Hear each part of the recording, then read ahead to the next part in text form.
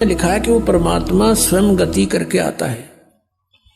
अब जैसे यो आर्य समाज का जो ग्रुप है, इसमें शिक्षित वर्ग बहुत है और लेकिन वो अक्षर ज्ञान है, उनको अध्यात्म ज्ञान नहीं।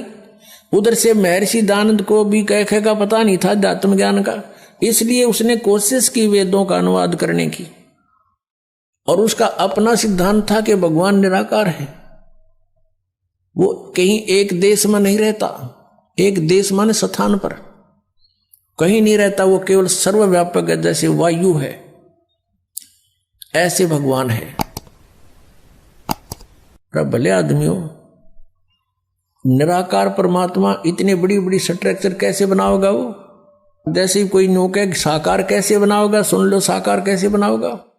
साकार मनुष्य इंजीनियर है और जहाज बना दिया, हवाई जहाज, वायुयान बना दिया, समुद्री जहाज बना दिया, उसमें बैठ कर आराम से घूम रहा है और वो यान चल रहा है। निराकार कोई कारीगर बना के दिखाई दो, मरे बादशाह के बनाओगा, वो खख बनाओगा। तो ऐसे परमात्मा मनुष्य सदृश है, उनकी वो अमित औजा है, उसकी शक्ति का कोई वार पार नहीं है। उनके वचन से सब कुछ हो जाता है। जैसे हम देखा करते हैं जादूगर होते हैं, अपने मुख में एक छोटी सी गोली कंचा, इतना वो कंचा होता है, उस गोली को मुख में डालते हैं और थोड़ी देर में ओ करके इतना बड़ा मुस्कुर तो का डमू में दो पत्थर बना देते हैं और नो पटक दे, पट्टा उठा के देख लो कति पत्थर है। तो उस जब एक जादूगर इतना कुछ कर सकता है और वो तो परम जादूगर, वो तो सर्वशक्तिमान, एक वचन में सब कुछ कर दे।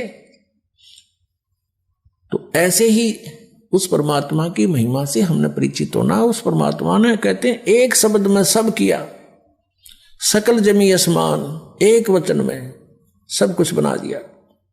तो समर्थ है, वो कुछ भी कर सकता। तो वो जानकारी स्वयं आकर दी। और ये निराकार बताओ भगवान को, और वेद के साकार है, निराकार है, मनुष्य सदृश है वो अपना आत्माओं।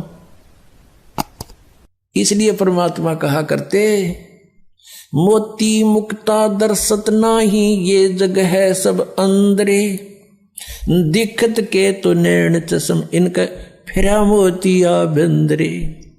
ये दिख है विद्वान पुरुष और महर्षि को हमें, इनका मोतिया बिंद है। जिसका मोतिया बिंद हो आंखों में, आंखें तो दिखाई देती हैं जैसे बड़ा स्वस्थ आंखें हैं, सब कुछ दिखता होगा, लेकिन वो नपट अंधा है जिसका मोतिया बिंद हो गया दोनों आंखों में।